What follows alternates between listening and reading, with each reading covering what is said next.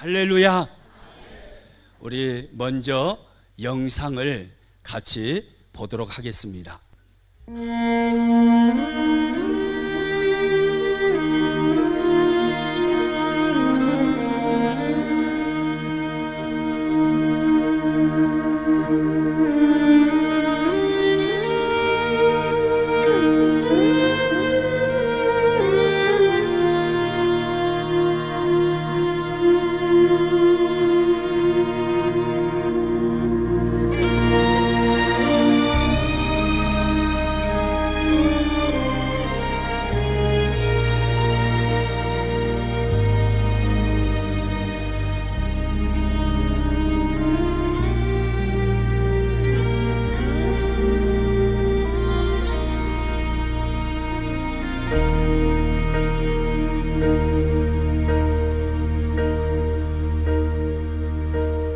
When I am down and oh my soul so weary, when troubles come and my heart burdened be, then I am still and wait here in the silence until you come and sit a while with me. You raise me up so I can stand on mountains. You raise me up to walk on stormy seas. I am strong when I am on your shoulders.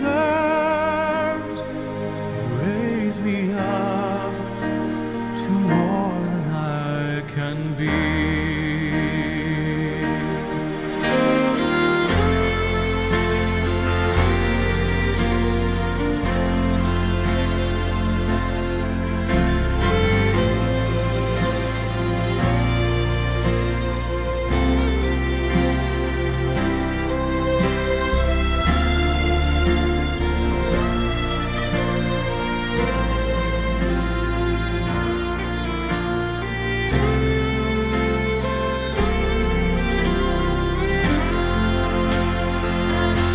You raise me up so I can stand on mountains. You raise me up to walk on stormy seas. I am strong when I am on your shoulders. You raise me up to more than I can be.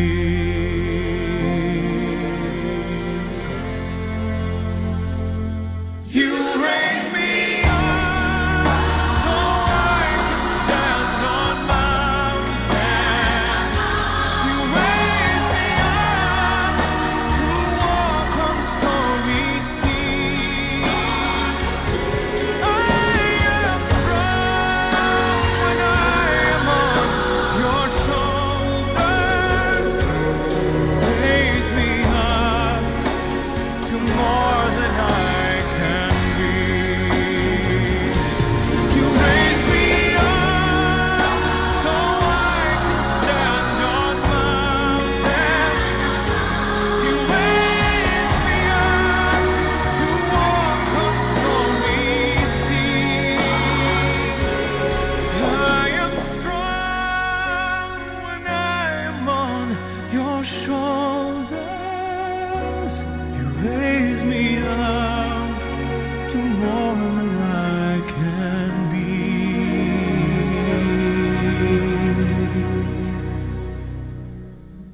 You raise me up to more than I can be.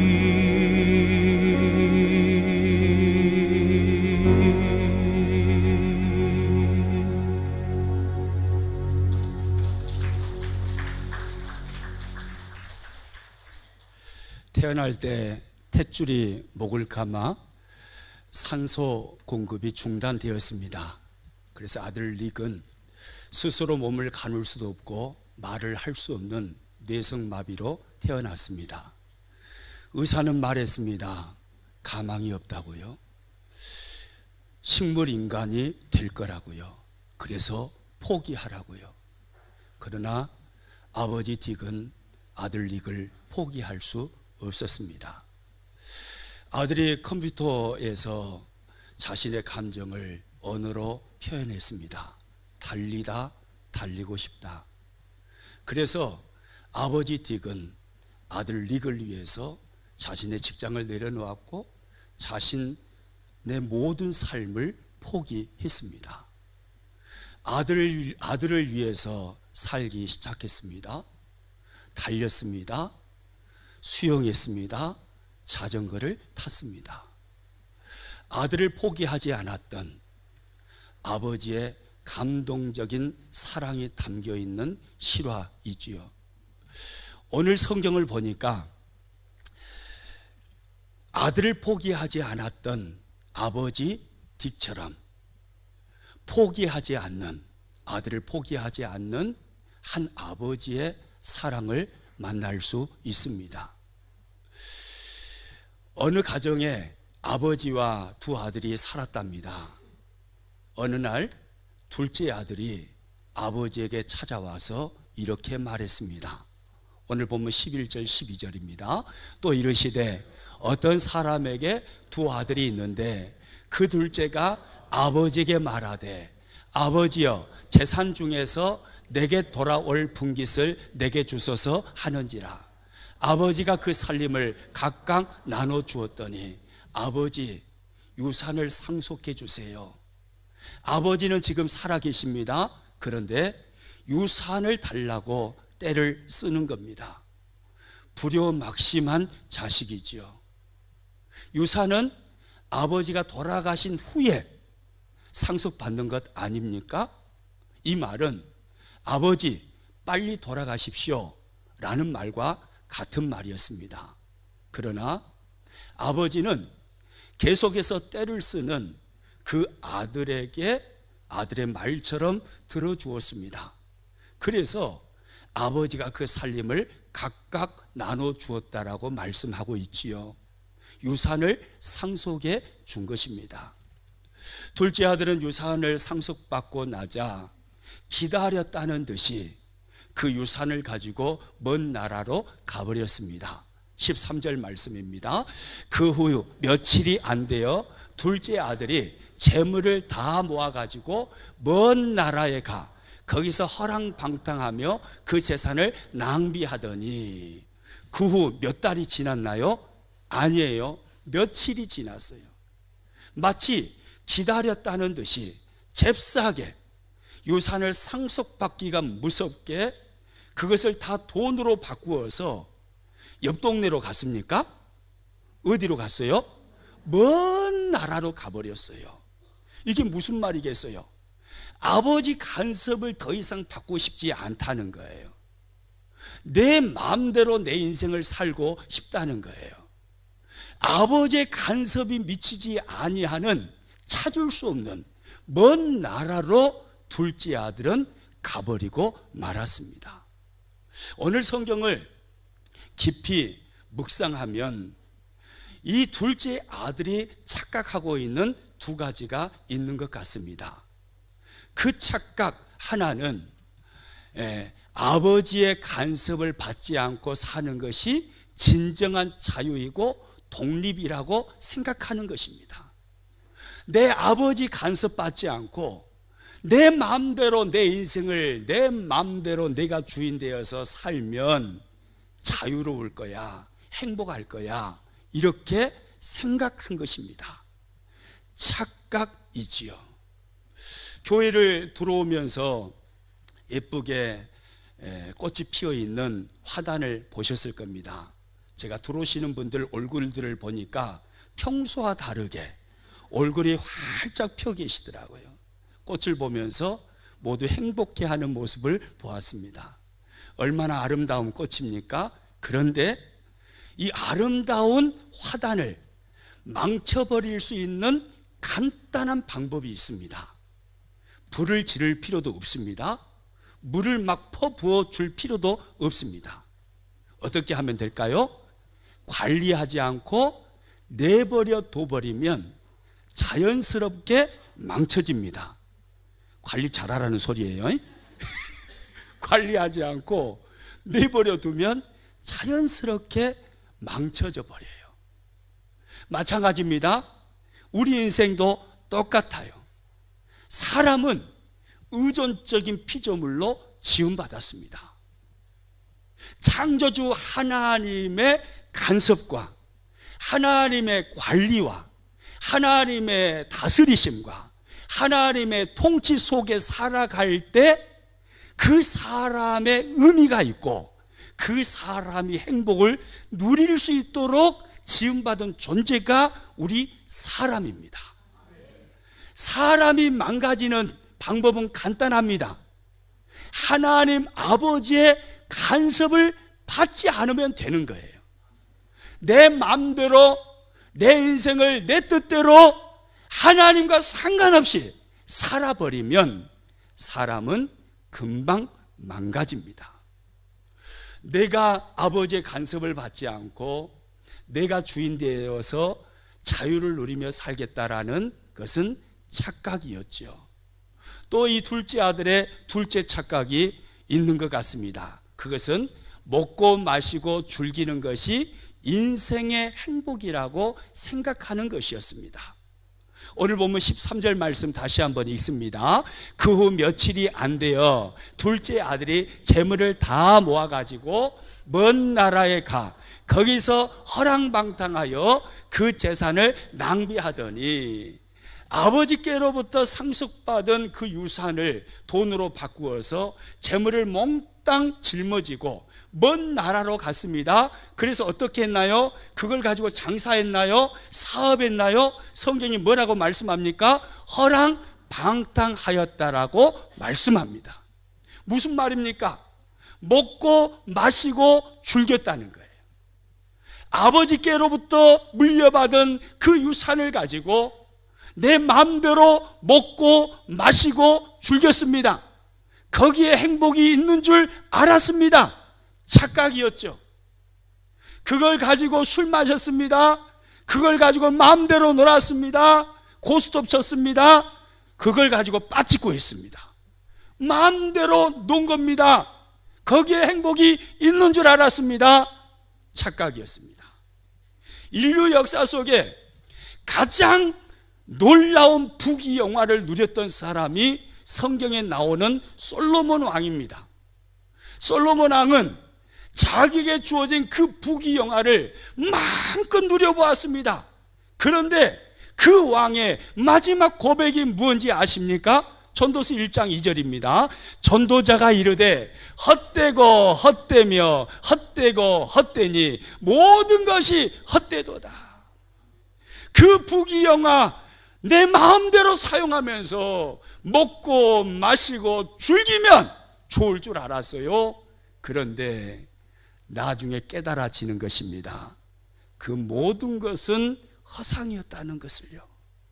헛되고 헛되고 헛되고 헛되니 모든 것이 헛되도다. 먹고 마시고 즐기는 것은 잠깐 찰나적인 즐거움을 얻을 수는 있을지 모릅니다.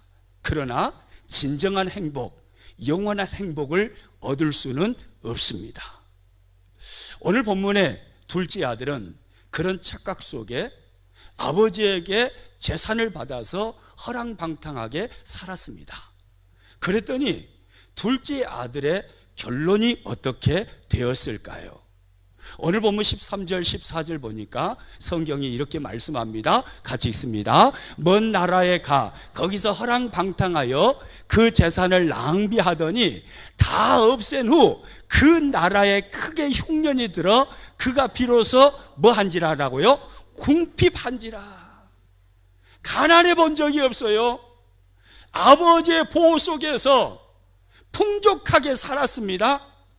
아버지의 유산을 받아서 내 마음대로 즐기면서 누리면서 살았습니다. 가난해 본 적이 없었습니다. 그런데 모든 것을 다 낭비하고 드디어 이 둘째 아들은 궁핍하게 되었습니다. 너무너무 배고픈 겁니다. 너무너무 가난해져 버린 것입니다. 그래서 이 둘째 아들은 어느 한 집에 종살이를 하게 됩니다. 15절 말씀 같이 읽습니다. 가서 그 나라 백성 중 한 사람에게 붙여 사니 그가 그를 보고 보내어 돼지를 치게 하였는데, 한 사람에게 붙여 살았다라는 말은 그 사람 집에 종살이 했다라는 거예요. 왜요? 궁핍하니까, 배고프니까요. 너무 힘든 거예요. 종살이해서 입에 풀칠하고 싶은 겁니다. 그런데 그 주인의 집은 돼지치는 주인이었습니다. 그래서 열심히 돼지똥 막 묻혀가면서 돼지를 칩니다. 먹을 것이라고는 돼지 밥밖에 없었습니다. 그 쥐염 열매, 돼지가 먹는 꾸정물, 돼지가 먹는 돼지밥, 그걸 먹기 위해서 몸부림쳤습니다. 그런데 그 쥐염 열매도 주지 않는 것입니다. 비참해져 버렸습니다. 가진 것이 풍족할 때는 사람들이 몰렸습니다. 마음껏 누릴 수 있었습니다.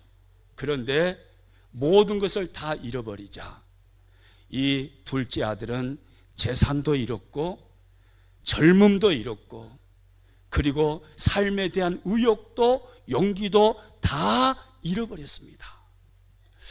아버지의 품을 떠난 결론이 바로 이것이었습니다. 더 좋을 줄 알았어요? 더 행복할 줄 알았어요? 더 기쁨을 누릴 줄 알았어요? 아니었습니다. 아버지 품을 떠나보니까 아니었어요. 착각이었습니다. 인생이 망해버렸습니다. 모든 것을 다 잃었습니다. 배고팠습니다. 가난해졌습니다. 사람들도 다 떠났습니다. 그의 젊음도 다 잃었습니다. 얻은 것이 하나도 없었습니다. 오늘날 많은 사람들이 이런 착각 속에 살고 있습니다. 많은 사람들이 창조주 하나님 아버지의 품을 떠나서 내 마음대로 살면 행복할 거라고 생각을 하고 하나님 품을 떠나 살아갑니다. 하나님과 상관없는 내 인생을 먹고 마시고 즐기는데 내 삶을 투자하면서 내가 주인 되어서 내 마음대로 인생을 살아갑니다. 거기에 자유가 있는 줄 알았어요. 거기에 행복이 있고 기쁨이 있는 줄 알았어요. 그런데 아닙니다. 하나님 아버지의 품을 떠나는 순간 불행이 찾아오는 것입니다. 여러분, 물고기는 어디를 떠나면 죽습니까? 물을 떠나면 죽어요. 나무는 어디를 떠나면 죽을까요? 흙을 떠나면, 땅을 떠나면 죽어요. 그러면 사람은 어디를 떠나면 죽을까요? 하나님 품을 떠나면 죽는 것입니다. 사람의 행복은 하나님의 품 안에 있을 때 그 행복을 누리도록 창조되었습니다. 하나님의 품에 있어야 되는 것입니다. 그 품을 떠나면 죽는 것입니다. 오늘날 많은 사람이 하나님 품을 떠나면 자유로울 줄 압니다. 하나님 품을 떠나면 행복할 줄 압니다. 행복의 파랑새는 하나님의 품이 아닌 세상 속에 있는 줄 압니다. 그러나 착각입니다. 여러분, 그렇다면 하나님의 품을 떠나서, 아버지의 품을 떠나서 불행해져 버린 인간은 어떻게 하면 잃어버린 행복을 다시 찾을 수 있을까요? 오늘 성경을 보면 정확하게 그 답을 말씀해 주고 있습니다. 오늘 본문 20절 말씀을 같이 읽습니다. 이에 일어나서 아버지께로 돌아가니라. 아직도 거리가 먼데 아버지가 그를 보고 측은히 여겨 달려가 목을 안고 입을 맞추니. 이에 일어나서 아버지께로 뭐 하지요? 둘째 아들은 아버지께로 어떻게 합니까? 돌아가니라. 여러분, 이것이 답입니다. 둘째 아들은 아버지의 품을 떠나서 허랑방탕하게 살다가 모든 것 다 잃었습니다. 행복해질 줄 알았는데 아니었어요. 거기에 불행이 있었습니다. 그 불행을 뒤집을 수 있는 방법은 하나밖에 없었습니다. 그게 뭡니까? 아버지께로 돌아가는 것입니다. 아버지께로 돌아가야 행복하다라는 것을 이 둘째 아들은 드디어 깨닫게 된 거예요. 아버지께로 돌아가는 것입니다. 이것이 행복의 답입니다. 우리 인생도 그래요. 하나님 아버지께로 돌아가야 합니다. 하나님 아버지께로 돌아가서 하나님 품에 안기면 인생은 다시 행복해지게 되어 있는 것입니다. 있어야 할 자리로 들어가야 사람은 행복한 거잖아요. 하나님 품 안에 있을 때 행복한 존재로 지음받았는데 하나님의 품을 떠나서요 죽는 겁니다. 다시 들어가야 살게 되고 그곳에서 행복을 누리게 되는 것입니다. 하나님께로 돌아가야 합니다.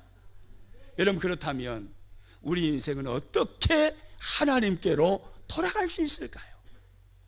요한복음 14장 6절에서 예수님은 이렇게 말씀하셨습니다. 같이 읽습니다.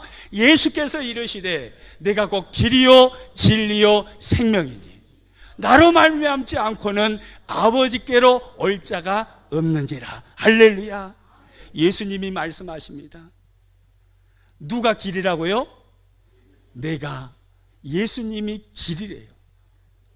아버지께로 갈 수 있는 유일한 길은 예수님 당신이래요. 예수님으로 말미암지 않고는 아버지께로 올 자가 있어요, 없어요? 없답니다. 오직 예수님을 통해서만 하나님 아버지께로 돌아갈 수 있다라는 겁니다. 예수님만이 길입니다. 예수님만이 하나님 아버지께로 돌아가서 잃어버린 행복을 되찾아 그 행복을 누릴 수 있는 유일한 답이요, 유일한 길입니다. 예수님이십니다. 예수님이 하나님께로 나아가는 길이라는 것은 예수님을 믿는 길이라는 거예요. 예수님을 믿는 그 길만이 하나님께 나아갈 수 있다라는 거예요. 여러분, 그러면 우리는 예수님을 믿는다라고 할 때 무엇을 믿는 걸까요? 그냥 예수님 계셔요? 예수님 존재하는 걸 내가 믿습니다. 이런 말일까요? 무엇을 믿는 걸까요? 이사야 53장 6절은 이렇게 성경이 말씀합니다. 같이 읽습니다. 우리는 다 양 같아서 그릇 행하여 각기 제 길로 갔거늘 여호와께서는 우리 모두의 죄악을 그에게 담당시키셨도다. 할렐루야. 여러분, 이것을 믿는 겁니다. 나를 사랑하시는 하나님 아버지는 나를 구원하시고 잃어버린 행복을 되찾아 주시기 위해서 그는 예수님이십니다. 예수님께 나에게 있는 모든 죄의 짐을 다 맡겨버린 겁니다. 다 담당시켜 버린 것입니다. 이것을 믿는 것입니다. 예수님은 나의 죄를 해결해 주신 나의 구주라는 사실을 믿는 것입니다.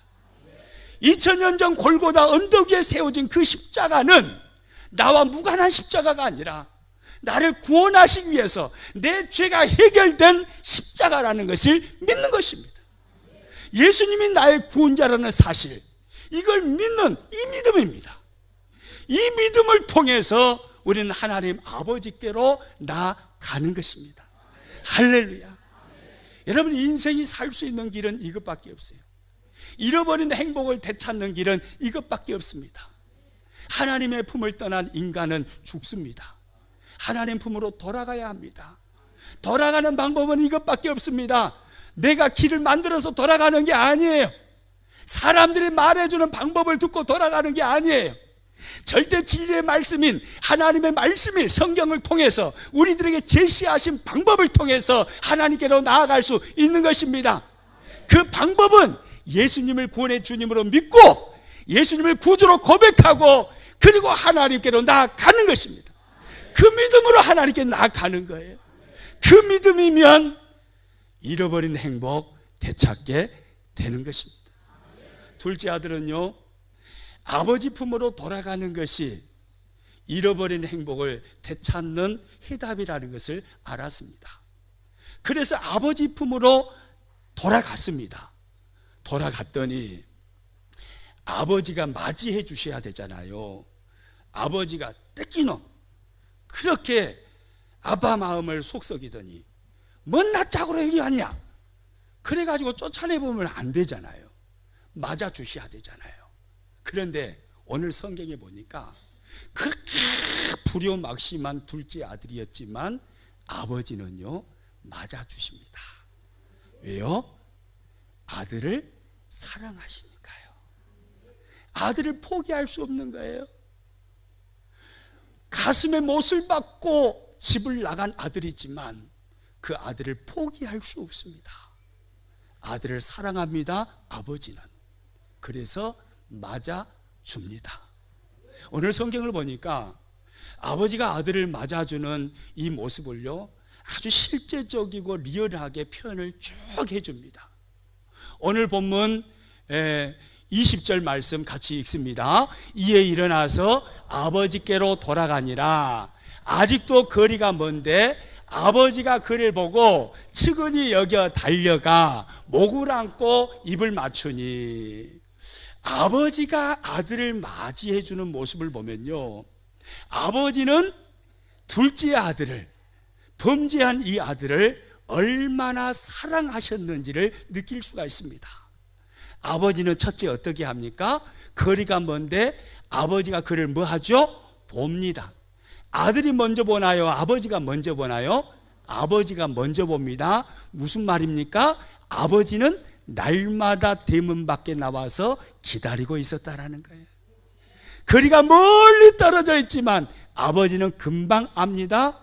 옷은 누더기 옷을 걸치고 있지만, 돼지똥이 묻어 있지만, 옛날 나갔던 그 모습이 아들의 모습이 아니지만 아버지는 금방 압니다. 거리가 먼데 아버지는 아들을 보았습니다. 날마다 아버지는 아들을 기다렸던 것입니다.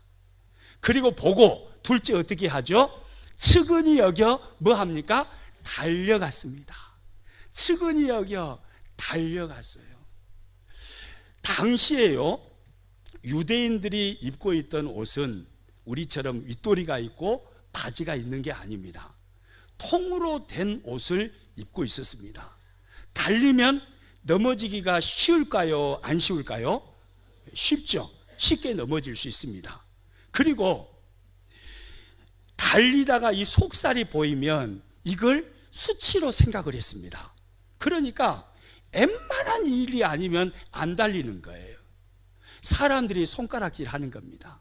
수치로 여겨지는 겁니다.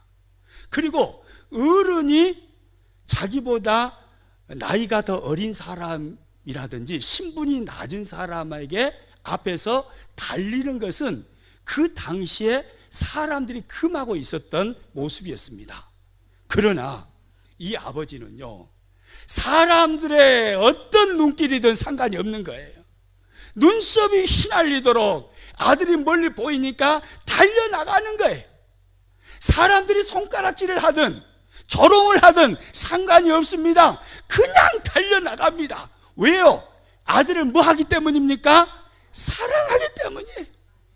사람들이 손가락질해도 괜찮다 이겁니다. 조롱해도 괜찮다 이겁니다. 왜요? 나는 아들을 사랑한다 이 말입니다. 내 아들이 돌아오고 있는데 달려나가는 것입니다. 버선바람으로 눈썹이 휘날리도록 그 아들에게 달려나가요. 그리고 세 번째 어떻게 합니까? 목을 안고 입을 맞춥니다. 돼지 치는 일을 했습니다. 돼지 똥이 옷에 묻었을까요? 안 묻었을까요? 제가 그 자리에 없었습니다마는 묻었을 것 같아요. 뺨에는 묻었을까요? 안 묻었을까요? 묻었을 것 같아요. 그런데 아버지는 그 냄새 아랑곳하지 않습니다. 목을 안고 뭐 합니까? 입을 맞춰요. 입을 맞춰. 이 입을 맞췄다라는 것은 원문을 보니까 계속 반복해서 입을 맞췄다라는 의미입니다. 한번 빨고 끝낸 게 아니에요.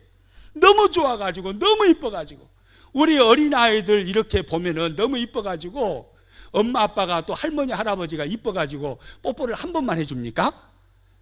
어떻게 해주죠? 여기 할머니들 어떻게 해줘요? 손주 보면 그러죠. 그래요. 야, 문권사님이 저렇게 표현을 잘해 주셨어요. 맞아요, 맞아요. 뽀뽀를 한 번만 해줍니까? 사방디다 이렇게 해주는 거예요. 엉덩이 여기에 똥도 묻었을 거 했을 건데 그것 문제가 되지 않아요. 이쁜데 어떻게 이쁜데 그냥 엉덩이도 깨물어 줬다가 팔꿈치도 깨물어 줬다가 너무 이뻐서 뽀뽀하잖아요. 아버지는 그렇게 아들을 사랑했던 거예요. 돼지똥 냄새 문제되지 않았습니다. 아버지는 아들을 사랑해서 계속해서 뽀뽀해 줬습니다. 그리고 22절 보니까 이렇게 성경이 말해요. 같이 있습니다. 아버지는 종들에게 이르되 제일 좋은 옷을 내어다가 입히고 손에 가락지를 끼우고 발에 신을 신기라 라고 말합니다. 네 번째 아버지가 하는 행동입니다. 제일 좋은 옷을 내어다가 입히라고 종들에게 말합니다. 제일 좋은 옷을 내어다가 입히라는 것은 아들의 신분을 회복시켜 주는 이야기입니다. 옷은 신분이었습니다. 그리고 손에 뭘 끼워주라고요? 가락지, 반지를 끼워주라는 거예요. 이건 뭐냐면 아들의 권위와 권세를 회복시켜 주는 것입니다. 그리고 발에 무엇을 신기라고요? 신을 신기라고 그럽니다.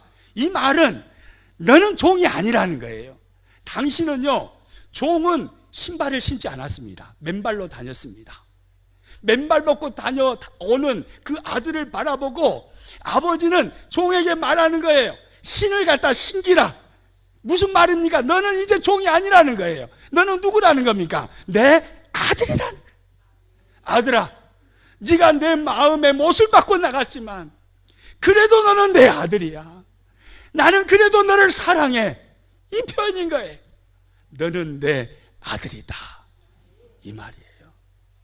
그리고 나서요 23절에 가서 보니까 성경이 이렇게 말씀을 합니다. 같이 읽습니다. 그리고 살찐 송아지를 끌어다가 잡으라. 우리가 먹고 즐기자.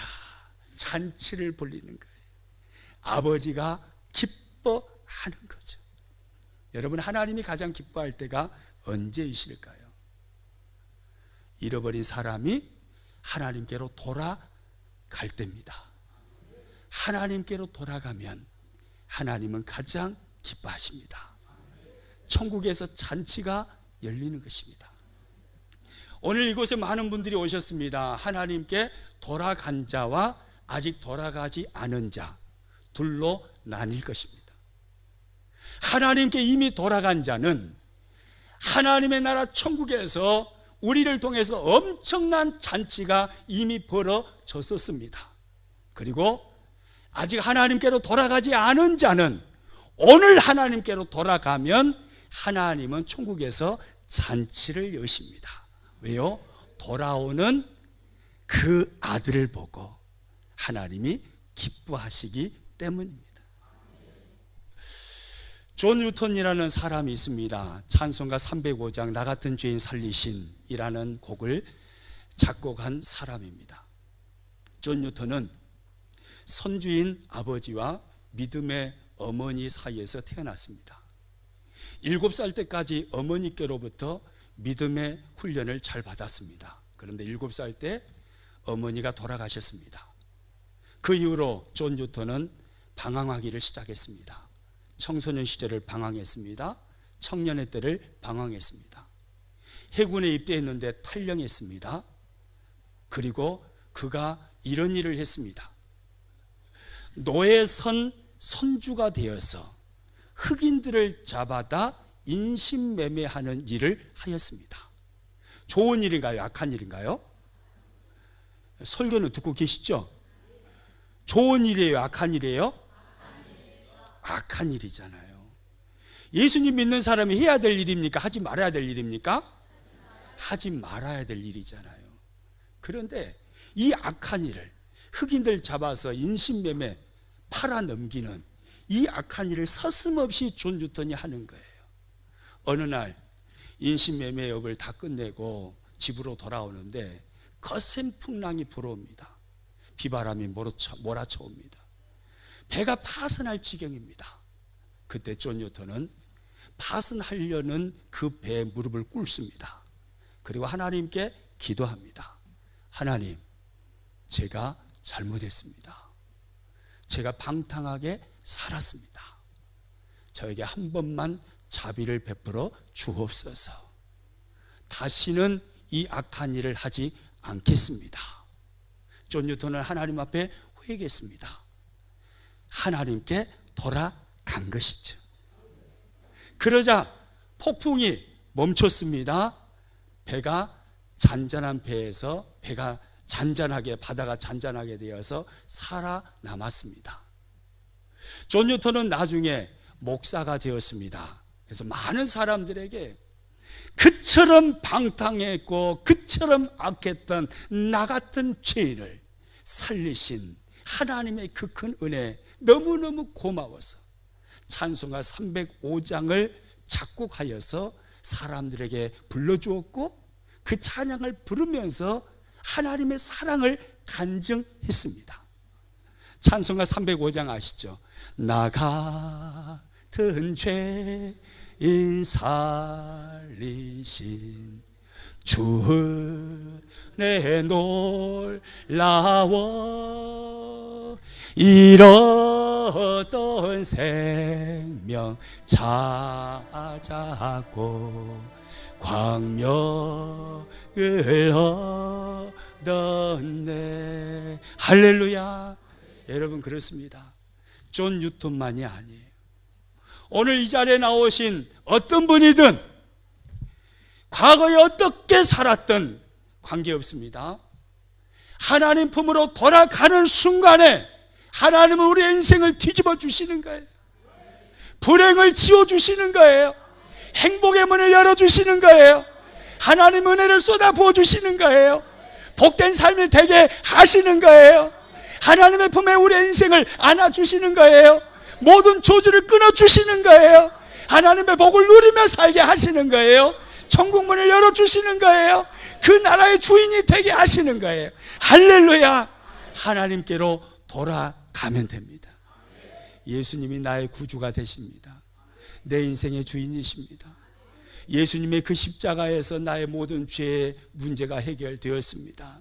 이렇게 믿고 하나님께로 돌아가면 하나님은 우리의 인생을 행복한 인생으로 뒤집어 주십니다.